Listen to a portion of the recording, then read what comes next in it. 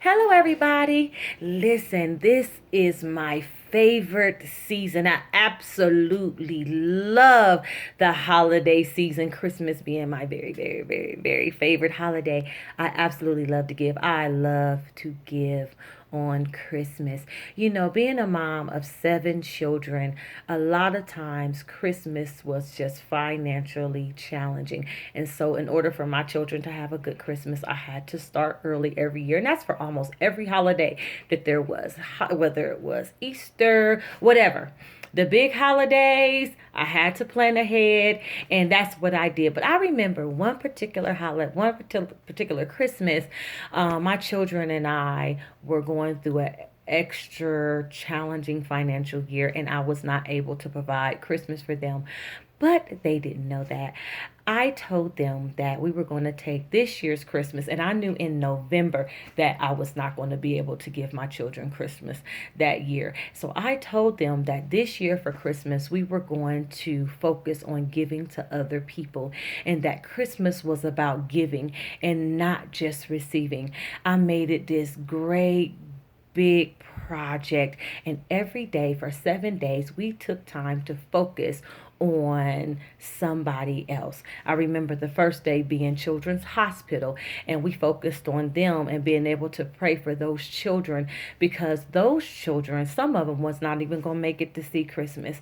I did that first because my children were children. They were really young children at the time, well, about teenagers at the time, and they could understand being the first day, because you know children are hype about Christmas. Everybody's talking about what they were going to get, but my children were not going to talk about that this year.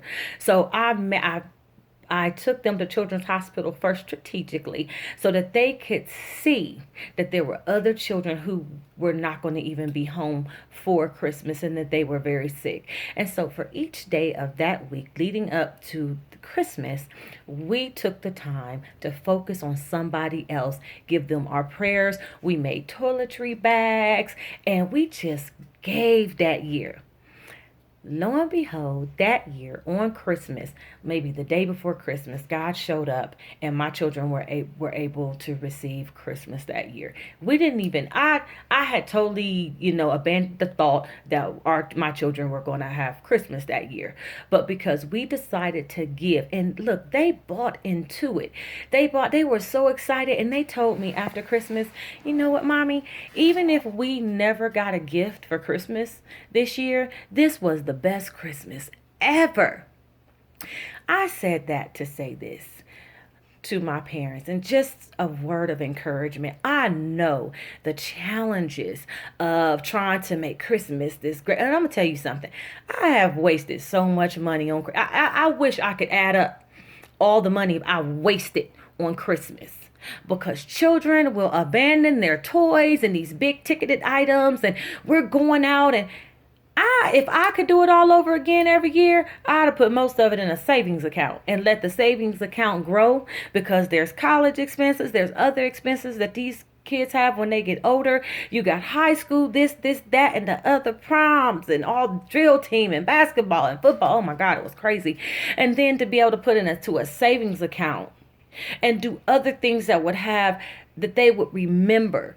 And I know the toys are important, but to me, it was like I was getting poor, and then everybody else was getting richer. Jordans was getting richer. Xbox was getting richer.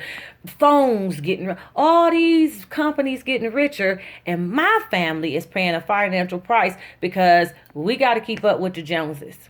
Another good idea for Christmas is allow your children to sit, bake cookies, and make toiletry bags. Do something and give something to somebody else for Christmas. Let your children know and make them understand the true meaning of Christmas.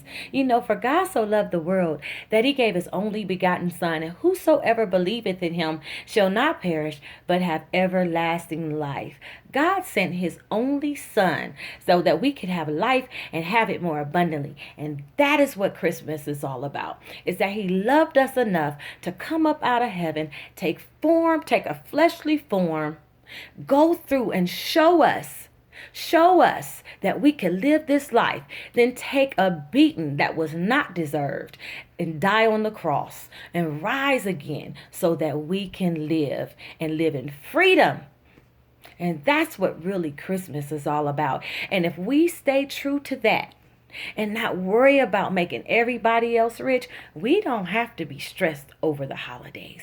I refuse to be stressed over the holidays. Yes, I do like to give. So every year I take time to make homemade gifts. You know, long years ago, I remember when people would take time to make things for people, and I still do that. I like to sit down, I'll crochet a blanket, bake some cookies, do whatever to make it and give a gift that I took the time to make. So many times we are looking for people, we put price tags, oh, that would only cost $5. But we don't remember that it's just about the fact that somebody thought enough of you to give a gift. So I just wanted to encourage somebody today, don't make Christmas all about finances. It's all about giving from the heart. And for our parents out there, the ones that's struggling and you don't know where you're going to get Christmas from this year, maybe it's okay this year to be creative and teach your children the art of giving and let them help somebody else. Thanks for watching. You have a great day.